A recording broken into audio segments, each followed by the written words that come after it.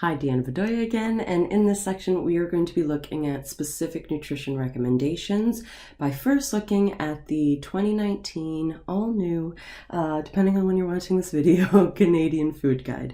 So the Canadian Food Guide has gone through various iterations since 1942, when we had our first food guide called the Official Food Rules, which we had before the United States had their first food guide. And the food guide was originally meant to make sure people during wartime were getting enough of what they needed. Now the food guide has a bit evolved to more make sure we're not consuming too much. And the new food guide really has some emphasis on different types of the way we eat, not just like the quantity of what we consume, but how we eat as well. So when you first look at the food guide, the first page actually communicates quite a lot quite quickly. Okay, so one of the main things they're trying to show is that about 50% of what we consume comes from vegetables and fruits. About a quarter of our plate or our food consumption comes from foods that are good sources of protein, which can be from plant sources as well. You'll see lots of plant sources of protein in here, like nuts and beans. The other quarter of our plate, they recommend coming from whole grain foods. Okay, so think of our unprocessed cereals, our unprocessed grains, breads, those kind of things. And you'll see kind of examples of these here. Okay, and they also recommend making water your drink of choice. Another concept that's communicated here without even saying it is to consume mostly whole foods. There are no processed foods that are found on this plate. Okay. What I do recommend is, if you are interested in this I'm actually pretty impressed with the new Canadian Food Guide. And if you just Google the Canadian Food Guide, you can go to the webpage and there's so much info there. And there's some really good recommendations on how to apply some of the things that it says in the food guide to your own diet, and helps you build your own diet, etc. I do recommend going to check it out because it's a really well put together resource. Okay, there are some key themes in the Canadian Food Guide. One that we keep talking about in this section is this concept of variety. Make sure we're consuming a wide variety of foods. They also try to provide foods in this picture there, that are accessible. So nothing in that picture is that difficult to get in the Canadian diet. They also try to give a bunch of foods, and if you explore further into the Canadian Food Guide, they give a bunch of recommendations that have, culturally significant foods. Well, they try to pull in foods that are found in different cultures to show, to represent how diverse we are as Canadians. One of the things I love about being Canadian. Okay, and they also have foods recommended that are available at different times of the year, because we know, although we import a lot of foods, we know that there's definitely seasons for different types of foods. For instance, berries in the spring, root vegetables in the fall, squashes in the fall, those kind of things. It is difficult to summarize an entire nutrition course in one full lecture, but and it's also hard to summarize a Canadian Food Guide in one slide, but these are some of the other recommendations that we see in Canada's Food Guide. Some of them we talked about already, like consuming plenty of vegetables and fruit, consuming whole grain foods, eating protein-rich foods, but these are a lot of more newish recommendations that are quite a departure from what the Food Guide has talked about in the past. In the past, it's been all just food groups, but now there's a lot more potential for individualization, and a lot more basic recommendations that we can each build on. Okay, so some of those recommendations are more behavior based instead of just what to eat. So for instance, it's talking about being mindful of our eating habits. Take a look. How are you eating? What kind of provokes your eating? What times a day are you eating?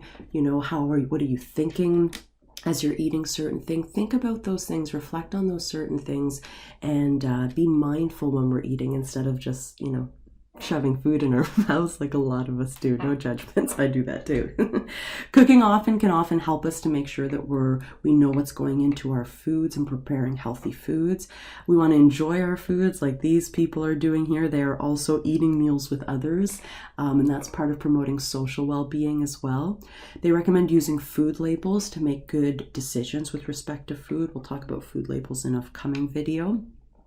And really the only other kind of nutrient-based recommendation they make beyond like eating protein-rich foods, etc., is to limit foods high in sodium, sugar, and fat. Okay, if you're not eating a lot of processed foods, you're going to naturally do this. Okay, they also recommend being cautious with food marketing, because food marketers are really good at convincing you that you want certain foods, even if you didn't think you did, but they're really good at getting into your heads and manipulating us. Definitely good at that. Okay, so kind of building on that and going a little bit further into some dietary recommendations, the food guide does talk about building a healthy plate, cutting back on foods that are high in solid fats, like our saturated fats, sugar, and salt.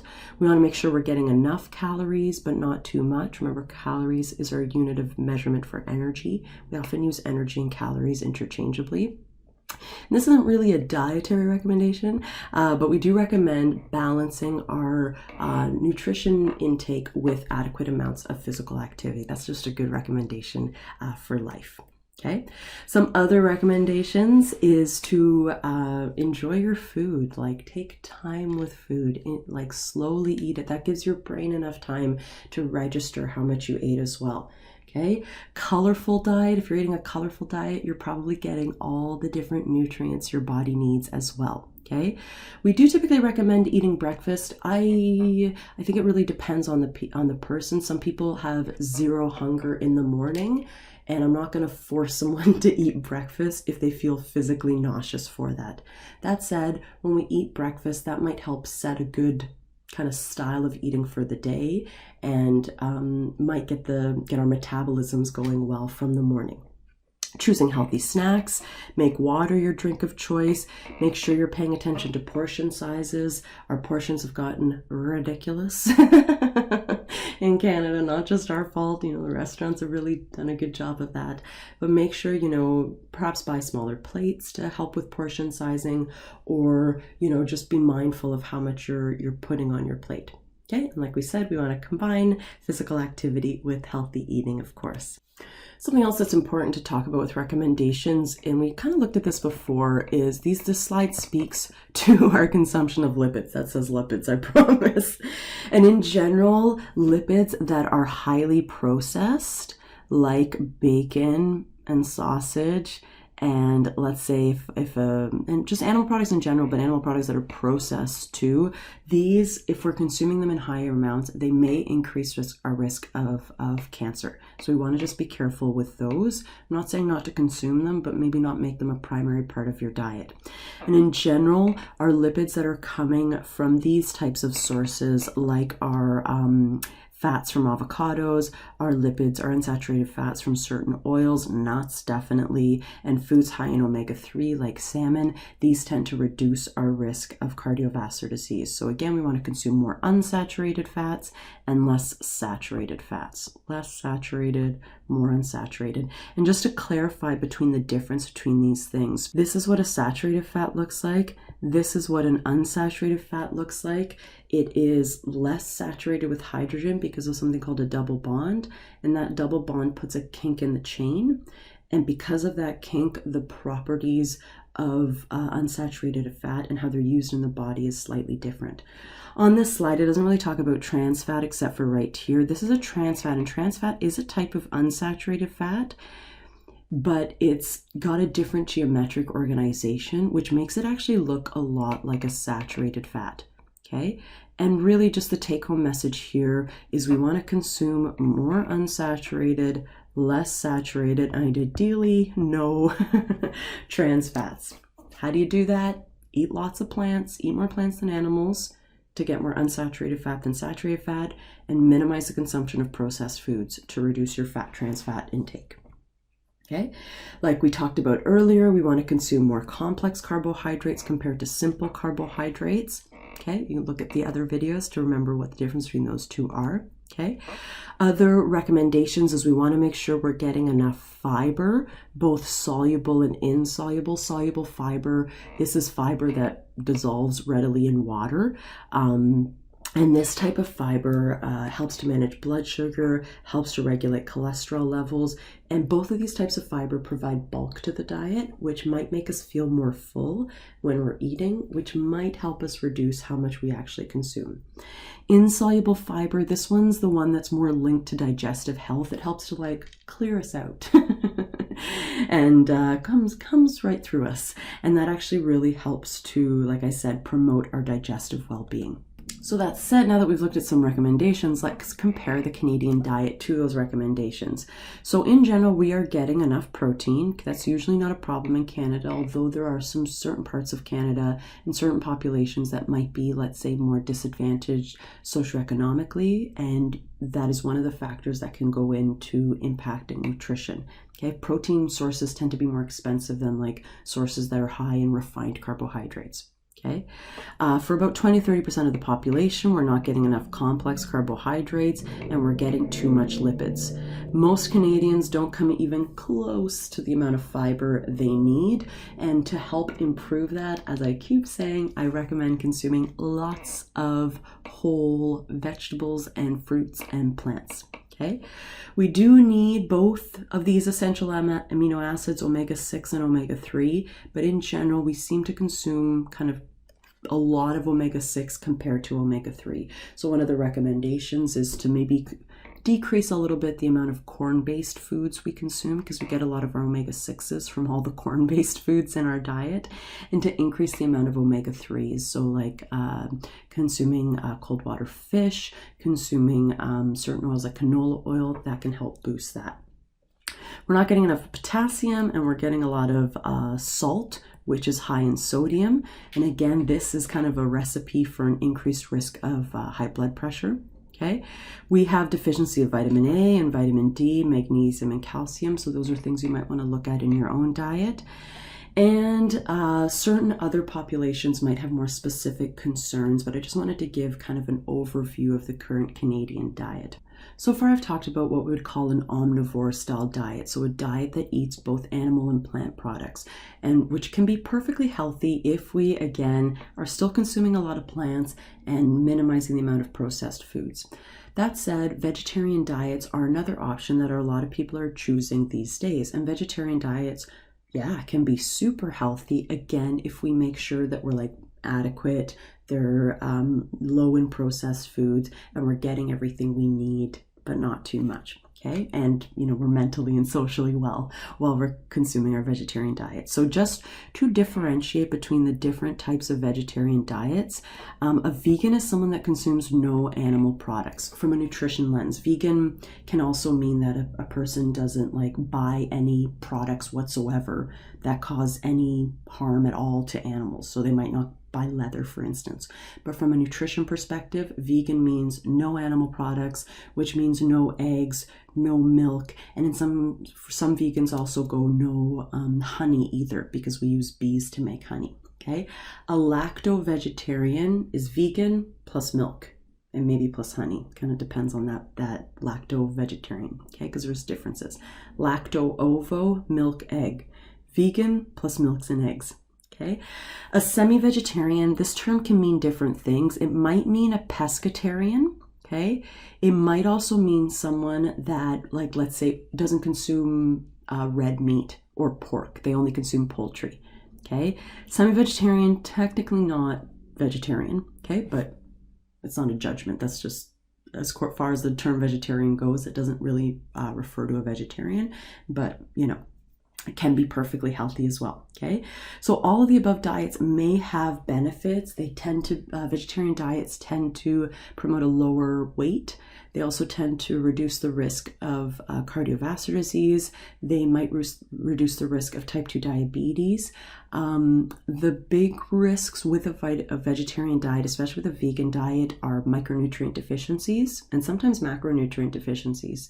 The biggest one to be careful with, especially with a vegan diet, is vitamin B12.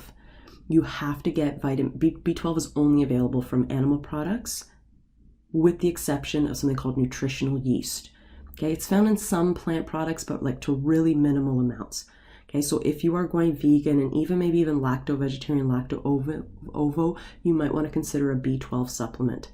Iron, calcium, omega-3, vitamin D, these can also be low in a vegan or some sort of vegetarian diet. So just be careful that you're adequate. Okay, if you go vegetarian and you start feeling tired all the time, really lethargic, it might be a good idea to do a dietary analysis.